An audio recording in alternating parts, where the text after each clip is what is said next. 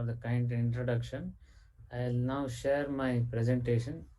Please let me know if you are able to see my slides. Yes, we can. Yeah.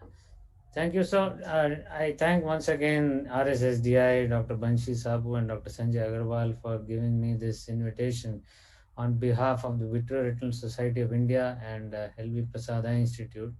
I'll be talking about approach to a patient with poor vision who has diabetes. These are my financial disclosures.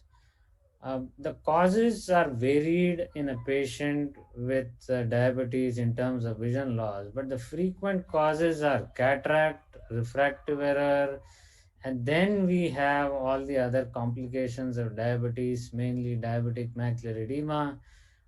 Then you can have vitreous hemorrhage due to proliferative diabetic retinopathy, and in some cases you can have ischemic optic neuropathy. But remember, again, the most common cause still remains cataract in patients with diabetes. But cataract is easily cured with a simple surgery, but diabetic retinopathy is a chronic disease. Sometimes the vision loss can be permanent. So in terms of I'll be focusing on the diabetic retinopathy aspect. There have been multiple studies on diabetic retinopathy and diabetic macular edema. And Diabetic Retinopathy Clinical Research Network of the US has had multiple protocols, and they key protocols were Protocol INT, and also there was a MEAD study on another dexamethasone steroid implant. I'll keep my slides very brief just to give the overall message that over 5 years, when the DRCR protocol, I looked at the results. 5 year follow up, patients still required, some of them required injections for diabetic macular edema. On average, patients in the first year require 7 to 8 injections per protocol, but even at the end of 5 years, some of the patients do require about 3 to 4 injections. But this graph shows the gain in visual acuity from the baseline at enrollment. And what it shows is that if you look at this on the y axis, 10 letters is 2 lines, 5 letters is 1 line. So patients typically gain about 2 lines of vision in general after so many injections over 5 years. And you must have heard of these numerous injections which we as retina specialists give to patients with diabetic macular edema. It keeps increasing every year now that biosimilars are also coming into the market and newer drugs are also available. But what I have listed are the main drugs which we use. Avastin, Lucentis, and Eylea are anti-vascular endothelial growth factor molecules which tend to be given very frequently every month. And then other last two, Ozurdex and intravitreal triamcinolone, are steroids, which are long-term steroids. They can be used less often in the sense their action lasts for about 4 to 6 months, but they also can have adverse effects of glaucoma and cataract sometimes. So anti-VGF injections are usually the preferred injections in diabetic macular edema, and this is a study by DRCR of the United States where they compared three anti-VGF injections and aflibercept or Eylea, which we know it as with the trade name, that has the highest improvement in visual acuity in these patients, more than 3 lines over a period of 1 year, and even 2 years. This was sustained. I'll now switch gears and show some of my patients to highlight the challenges of treating patients with diabetic retinopathy. This was a 51-year-old gentleman presented almost more than 10 years ago, and he has been following up with me almost for the last 10 years diligently, except during the time of COVID. And initially, when he had started coming to me, there was some gap in his compliance. When he came to us, his HbA1c was 7.8, and he also had hypertension and dyslipidemia, which are usual comorbidities in our patients. And the visual acuity in the right eye was less. The left eye was normal, 20/20, The right eye was 2080 or 6 by 24. But the point I'm going to highlight in the next slide is that even if a patient has normal vision, they can have diabetic retinopathy. The top left photograph is the right eye, and you can see a lot of red dot hemorrhages. You can see these lipid plaques, hard exudates, what we call as cholesterol deposits in the right eye. And this eye I had mentioned had less vision, just 20 by 80 or 6 by 24. But see the left eye. Left eye is 20 by 20, 6 by 6 vision. But even this left eye, which has normal vision, has moderate to advanced diabetic retinopathy with all these blood spots, hemorrhages, dot blood hemorrhages, and hard exudates. The only reason the patient still has 20/20 vision in the left eye is because the fovea, which is the most important part of the retina for seeing, is still unaffected, but there is a lot of diabetic retinopathy still going on. And this patient, I will show you, lost vision in the left eye also in his follow-up. This is the fluorescein angiogram showing all the microaneurysms and leakage. This is the OCT scan. The top one is the right eye showing extreme edema, 846 microns over here. The left eye is normal. As I said, the fovea was normal. That's why his vision was 20 by 20. And we gave him injections. And again, for our diabetology friends, what we as ophthalmologists just tell our patients, which usually does not translate into anything, is we just tell them good systemic control, whatever that means to them, whatever that means to us. But that's all we tend to tell. And that's, I'm just telling you how we actually tend to tell our patients. We don't go into the details of their lipid or their renal function, or even anemia. We don't look at them at all. And the patient is happy to show us their blood sugar. They'll say, "Doctor, see, I have my blood sugar report, which was done 3 months ago, and it was fine. So how much was it? It was about 250, whatever." And then we say, "Okay, go to your doctor." And then the conversation starts. We just talk about the eye. And we just gave injections to this patient. And after multiple injections in this patient, the edema in the right eye still persisted. And in the left eye, after a few months of follow-up, now you can start seeing the left eye is also developing macular edema, and his vision has started dropping in the left eye also. And now his HbA1c is 8.1, and the left eye also has macular edema, although the vision is still 20/20. And now, after 1 year, the patient was lost to follow up. He had to go out of Hyderabad. His family was staying somewhere else.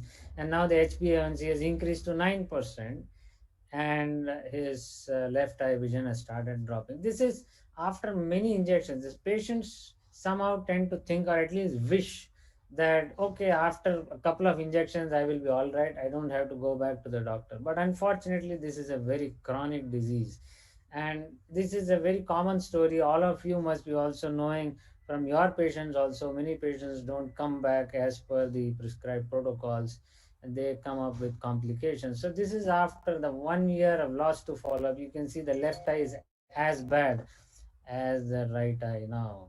And you see the macular edema, which is severe in both the eyes. My point of this case was to highlight how patients do not come for follow up, or even if they come for follow up, after many injections, things are not always rosy for them.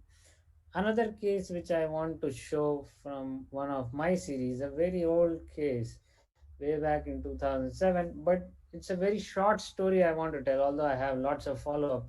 The main message would be about cataract surgery and diabetic macular edema. 53-year-old gentleman at that time had a decrease in vision for 5 months. And as I had mentioned, cataract is probably still the most common cause of vision loss in these patients. And he had reasonably good vision. So, left eye, we did cataract surgery in 2008. And after the cataract surgery, this is the drawing which we had made. We used to draw a lot with color pencils at that time. You see a lot of hemorrhages, macular edema, hard exudates, and you see the my students' notes here, moderate diabetic retinopathy with clinically significant macular edema. And look at the vision here. After cataract surgery, the vision has dropped tremendously.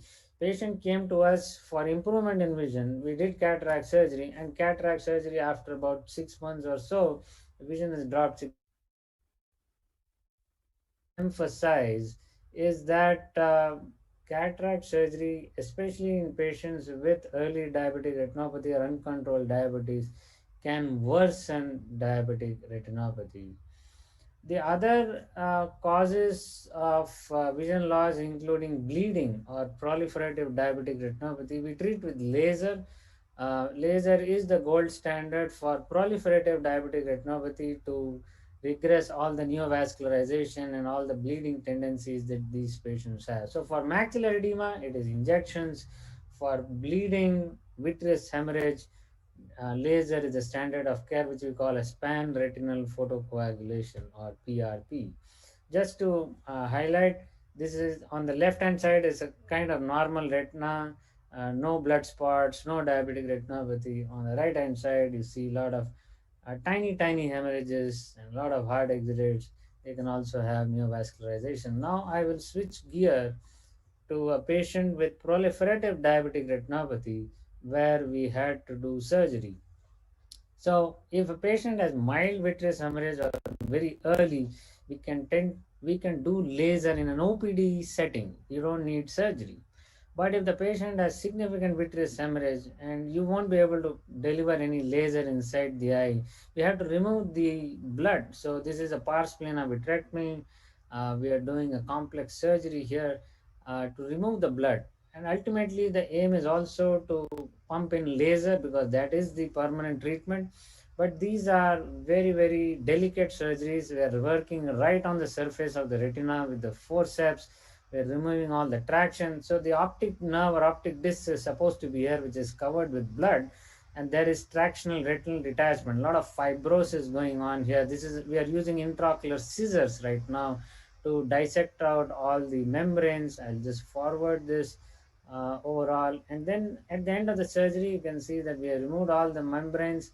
There are some lasers which we have put inside. This is the laser going on right now. You can see those whitish lesions which are coming. They are endo laser spots which we are putting to the ischemic retina. Um, as I mentioned, cataract is still the main cause of vision loss in these patients. This is a cataract surgery of phacoemulsification, which we are doing on the left hand side with what we call as ingenuity. This is the ultrasound probe being used to emulsify the cataract. And once the cataract is removed, I'll forward this. At the end of the surgery, we'll be putting an intraocular lens. As you can see here, this is the intraocular lens that we are putting. It's a foldable lens. You inject it inside the eye, it will unfold itself uh, at the end, and then uh, patient will be able to see very well if the retina is fine. On the right hand side, I'm going to show a case where we had to do cataract surgery, but along with that, the patient also has diabetic retinopathy. So this is the phacoemulsification which we are doing, and we'll be placing the lens here. As you can see, the lens has been placed now. But then you see inside the eye, the retina is all scarred. There is a lot of fibrosis. And these are still the most complex surgeries that we as retina surgeons do. Diabetic retinopathy surgery, in terms of vitrectomy, is the most complex surgery. And all, not just students, even practitioners, experienced people also have very challenging situations with these. So overall, just as a conclusion, I would like to say that diabetic macular edema responds well to anti-VEGF injections. However, they need multiple injections over many years to maintain the vision. Patients may not get back their eyesight completely. Steroids implants can sometimes be used as long-term alternative to anti-VEGF injections. Laser still remains the gold standard for proliferative diabetic retinopathy. Cataract surgery can aggravate diabetic retinopathy and diabetic macular edema. But point number four is something where we as ophthalmologists have to work very closely with diabetologists. And this is where my request from my society, from the ophthalmologists, is that we need to get together here. Somehow diabetologists have been able to work closely with nephrologists, cardiologists, but there is a long way to go for us to travel together along with ophthalmologists. So with that, I'd like to thank you for your kind attention.